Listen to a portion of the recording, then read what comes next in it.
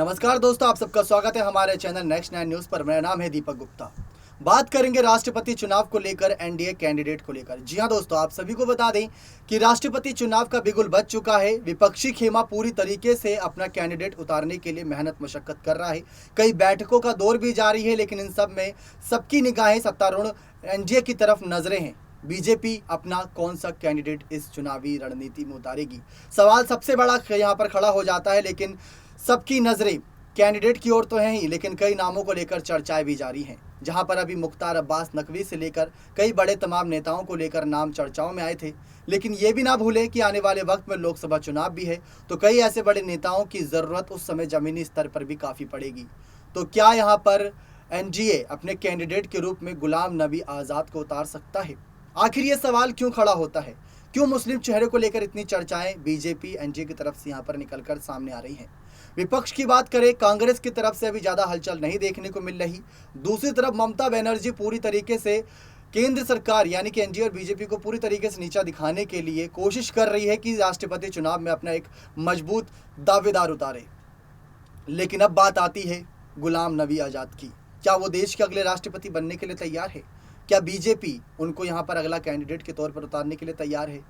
ये सवाल बहुत खड़े होते हैं। लेकिन कुछ संकेत, कुछ जानकारियाँ ऐसी निकलकर सामने आई हैं जो इस ओर इशारा पूरी तरीके से करती नजर आ रही है कि अगले राष्ट्रपति चुनाव के लिए उम्मीदवार सबसे बड़े जो इस समय नज़र आ रहे हैं, विपक्षी खेमे के लिए भी और पक्ष के खेमे के लिए भी, वो कोई नाम और नहीं गुलाम नबी आज़ाद का हो सकता है। तो इन चर्चाओं पर किस तरीके से रोक लग सकती है, कैसे इस नाम पर मोहर लग सकती है? 15 जून से नामांकन जारी है, लेकिन अभी तक एनडीए सत्तारूढ़ पर सभी की निगाहें और वहाँ से कोई बड़ा ऐलान नहीं हुआ है। बैठकें वहाँ पर भी हो रही है और विपक्ष में भी हो रही हैं। तो चलिए आप हमारी ये खास रिपोर्ट देखिए, जहाँ पर आप ये समझेंगे कि गुलाम नबी आज़ाद को लेकर इतनी ज़्यादा चर्चाएं क्यों हैं, क्यों प्रधानमंत्री नरेंद्र मोदी जी के आंसू इस ओर इशारा कर रहे हैं कि गुलाम नबी आज़ाद ही यहाँ पर अगले राष्ट्रपति चुनाव के लिए बड़े कैंडिडेट साबित होंगे। तो देखिए आप हमारी एक खास रिपोर्ट। राष्ट्रपति चुनाव को लेकर तैयारियां जोरों पर है। विपक्षी से लेकर पक्ष खेमा दोनों ही अपने कैंडिडेट को लेकर काफ़ी ज़्यादा चर्चाएं करता नजर आ रहा है। लेकिन इस बीच कई खबरें एनडीए की तरफ से आ रही हैं। आपको कुछ यहाँ पर कुछ पंक्तियाँ बताते हैं।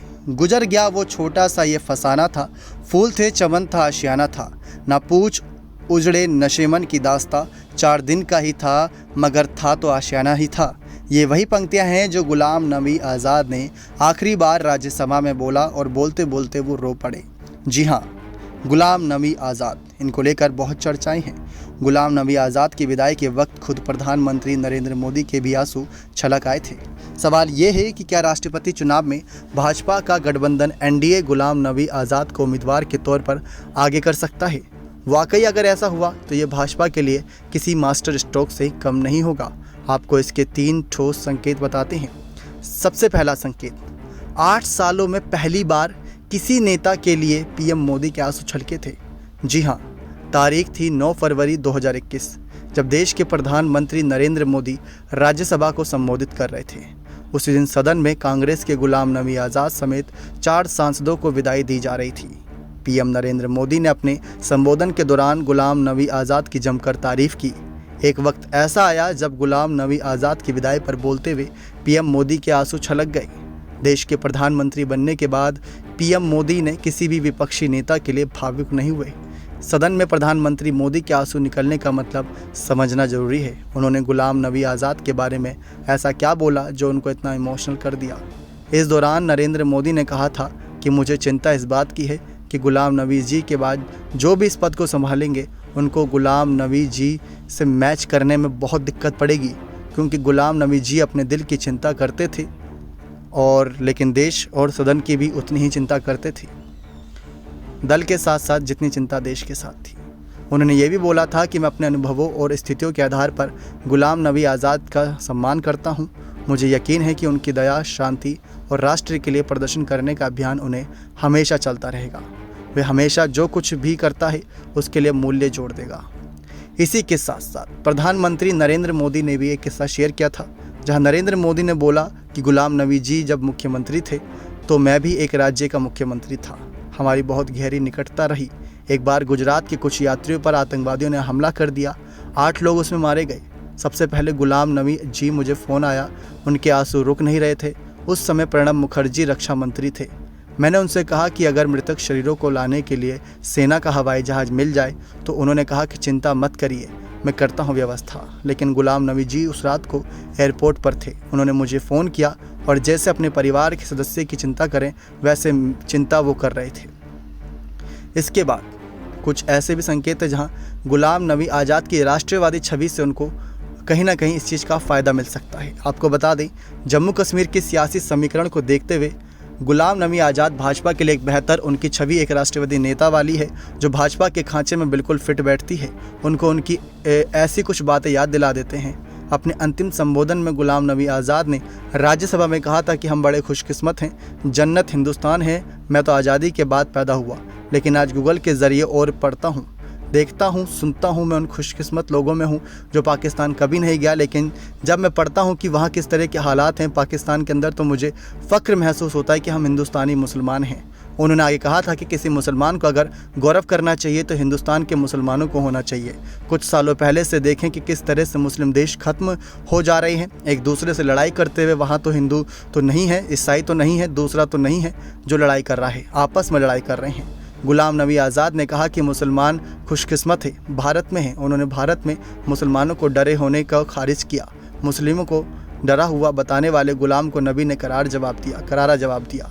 आपको बता दें कि देश के मुसलमानों को कब कब डराने वाली राजनीति की गई, जब कश्मीरी पंडितों पर गुलाम नबी के आज़ाद के विचार सामने आए। दरअसल बातें ये थी कि गुलाम नबी आज़ाद ने जो बातें कहीं उस वक्त कहा कि किस तरीके से कश्मीरी पंडितों को लेकर अपने विचार शेयर किए। उन्होंने कहा था कि कश्मीरी पंडित भाई बहनों के लिए एक शेर कहना चाहता हूँ। मैं जब यूनिवर्सिटी में जीत कर आता था तब कश्मीरी पंडित मुझे सबसे ज़्यादा वोट देते थे। मुझे अफसोस होता है जब मैं अपने क्लासमेट से मिलता हूँ, क्योंकि वो कश्मीरी पंडित हैं जो घर से बेघर हो गए हैं। उनके लिए शेर गुजर गया वो छोटा सा फसाना था, फूल थे चमन था आशियाना था, ना पूछ उजड़े नशिमन की दास्ता, ना पूछ कि चार तिनके मगर आशियाना तो था। गुलाम नबी आज़ाद की राजनीतिक शैली किसी से छिपी नहीं है। पीएम मोदी भी उनके कितने बड़े प्रशंसक हैं, हर कोई इस बात को जान समझ चुका है। लेकिन एक बात आपको याद दिला देते हैं, कांग्रेस में एक वक्त ऐसा भी आया जब गुलाम नबी आज़ाद ने से उनकी ही पार्टी के लोग चिढ़ गए। कश्मीर में भी उनके खिलाफ कांग्रेस के नेता प्रदर्शन करने लगे। ये वही दौर था जब उन्होंने कांग्रेस की स्थायी अध्यक्ष नियुक्त करने के लिए आवाज़ उठाई थी।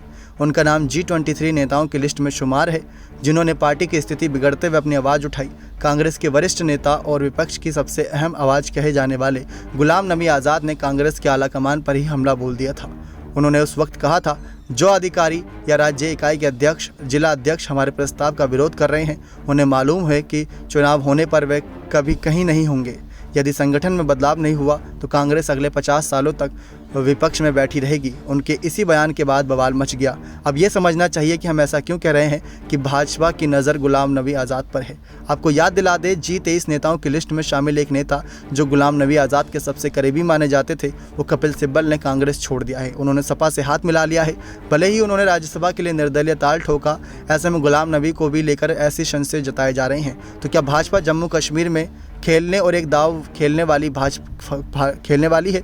भाजपा के फैसले हर किसी को चौंकाते हैं। जो किसी ने सोचा भी ना होता है वो फैसला भाजपा लेती है।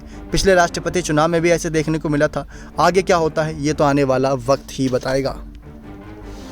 देखा आप सभी ने किस तरीके से गुलाम नबी आज़ाद को लेकर तमाम यहाँ पर जानकारियाँ निकलकर सामने आ रही समय समय पर।